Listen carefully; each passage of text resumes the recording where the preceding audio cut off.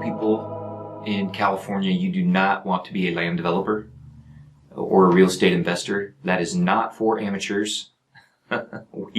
We are one of the hardest places in the world to develop land and to build.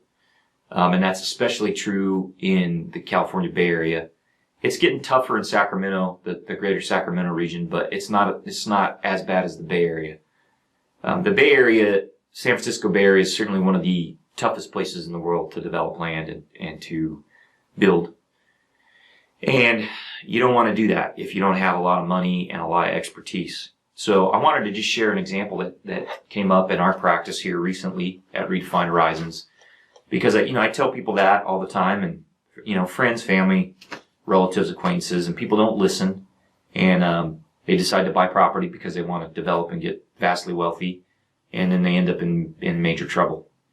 So this is kind of my public service announcement.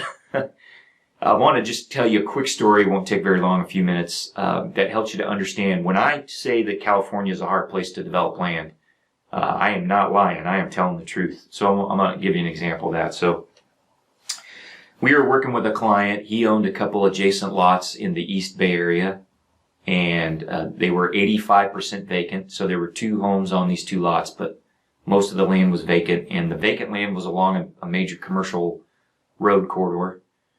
And so the landowner wanted to do a subdivision. He wanted to take that vacant land on both lots and kind of merge it into one developable parcel separated from the two houses. And he had the zoning to do that. The city had rezoned that land. It was part of a specific plan, and they knew that there was going to be some commercial development there. And so you'd think, hey, this guy's good to go. He's going to do what we call minor subdivision, a parcel map. It's the easier kind of subdivision to do in California. He's already got the right zoning. There's nothing on the property. All he wants to do is create a paper lot. He's not trying to build anything yet. This should be a slam dunk. So we get into the requirements of this city to find out what does he need to do to submit what they call tentative parcel map, to get an idea of what kind of conditions the city is going to put on the development. So this isn't even the final subdivision map. It's just the tentative subdivision map. So I'm going to just read you a list of the requirements. This is besides the survey. He still needs to get a survey, map all the easements. But this is the other things that I have to submit as a land surveyor with the tentative parcel map. So he needs a cultural resources analysis. He needs a stormwater runoff analysis. He needs a tree inventory. He needs a geotechnical report, and he needs a phase 1 environmental report. So 5 things that have to go in addition to the survey. Okay? So I call this dirt, drains, trees, and pyramids. Right? So dirt, geotechnical, drains, storm drainage, trees, right? The arborist report, and pyramids. That's the cultural resources. And then there's also the phase 1 environmental. So all of that has to go in with the tentative parcel map. So what does that require? What does this developer have to do? What do I have to do as a land surveyor to get that information that's being requested by the city? Who do we have to hire? I got to build a team for this guy so we can get this tentative map submitted. So here's who I'm going to have to hire. I'm going to have to go hire a cultural resource specialist. I'm going to have to hire a civil engineer. I'm going to have to hire an arborist or a biologist. I'm going to have to hire a geotechnical engineer. And I'm going to have to hire an environmental engineer. So 5 different consultants, besides the land surveyor, land planner, are going to be needed to get this tentative map submitted to the city. That's just to get an idea of what the city's going to make us do if we want to finalize this subdivision. So we haven't even proposed any building yet. No roads, no buildings. We're just trying to create a paper lot, right? And we got to do all that stuff just to create a paper lot.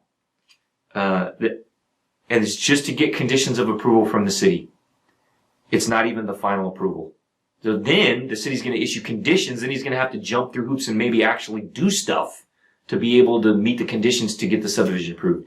So this is the simplest type of subdivision you can get. We already meet the zoning, adjacent lots. We're creating one paper parcel. And it's a nightmare. It's a regulatory nightmare. And it's tough. So when I tell you don't do land development in California unless you're a professional, this is what I'm talking about. What's that going to cost? Just give you some ballpark numbers.